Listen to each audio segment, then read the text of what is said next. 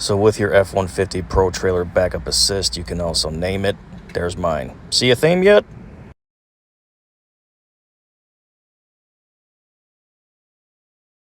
I took this out by myself today. This is my first time backing down a boat ramp. Thank goodness for the Pro Trailer Backup Assist. I would have struggled for multiple hours trying to do this by myself. They're very narrow openings, so there's just a little picture of the dock itself and how I cabled up my boat.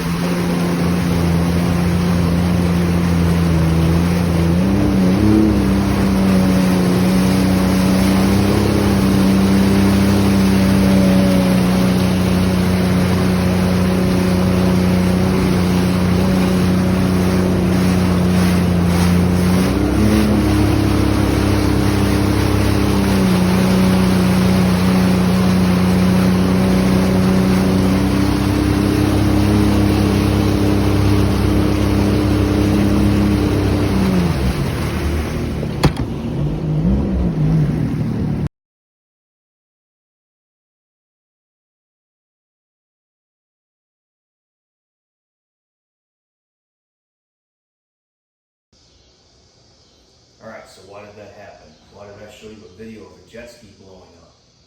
Well, I'm going to show you a picture in a second. Look at this picture. That picture is, jet skis do not have what's called a blower motor inside the engine bay area. Jet skis are inboard motors. That means inside the hull. It's not an what's the frickin' term?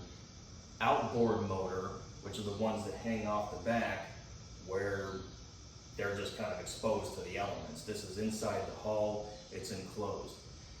There's no blower in a jet ski that removes the vapors from inside under the seat where the engine bay is. Therefore, gas fumes will build up. I'm not saying it's going to happen, but it is always recommended to remove the seats at least a few minutes before you're getting ready to launch the boat to get rid of any gas vapors that may be built up inside.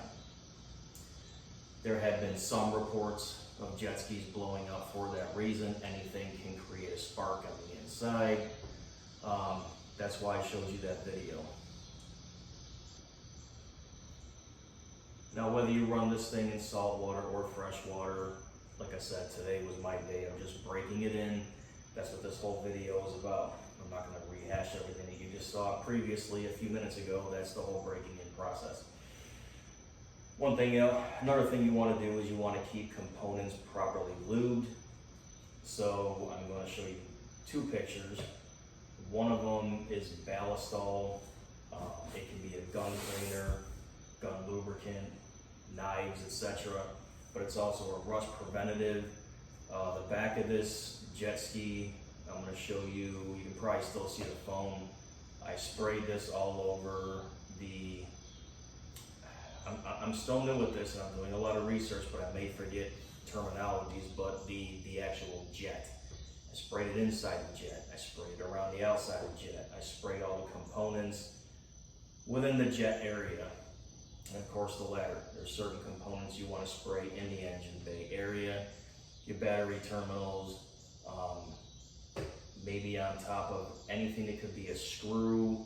Anywhere you find a screw is pretty much where you want to spray a lubricant. They recommend you use Yamaha. Basically, oil is oil for engine oil. Rust preventative, lubricant, cleaner is all the same. I'm not going to say don't buy Yamaha, but I'm not going to say go ahead and buy Yamaha. You see the picture of the ballistol. You see what it says in the back. I'm going to use that. I flushed out the block today. Maybe in another video I'll show you how to do that. But basically, definitely do it after you run into salt water. Salt is corrosive. Salt is running through the whole jet. Some of the cooling parts of your engine. These Yamahas have what's it called, open loop, where it's cooled by the water instead of the radiator. And Sea-Doos are closed loop, which means it's, I don't know, I'm not an expert yet, but it's some kind of internal fluid that remains inside the engine block that cools it that way. Big debate over that. Oh boy, I'm hearing that pretty much Sea-Doo and Yamaha debates are as bad as Ford and Chevy. Yeah, it's that bad. Anyway, I think today I'll just leave it at that. The last thing I want to talk about is how it smelled really bad of gas vapors inside the engine bay when I brought it home after the dealership filled up the gas tank. I didn't start it, I didn't flood it, I didn't do anything. I just brought it home. There was a little pressure under the gas cap area because I unscrewed it and heard the psss, and it reeked so bad. Taking the seats off this thing, I thought I was gonna pass out. I thought I had brain damage.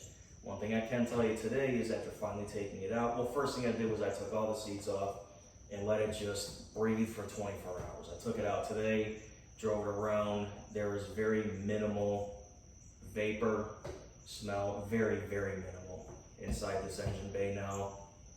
I checked for leaks. I've seen a bunch of videos. There was no leaks. But anyway, I would recommend keeping the seats off just to keep it breathing. I have it in my garage.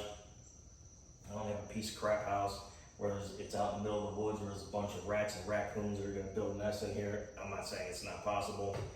But anyway, I figured I'd share that with you guys as well. Anyway, I'm going to wrap it up with that today.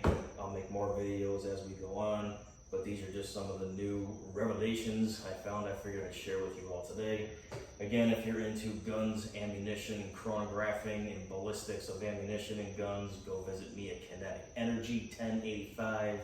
That's the more established channel thus far. But anyway, that's all I got for today. Semper Fi. Here.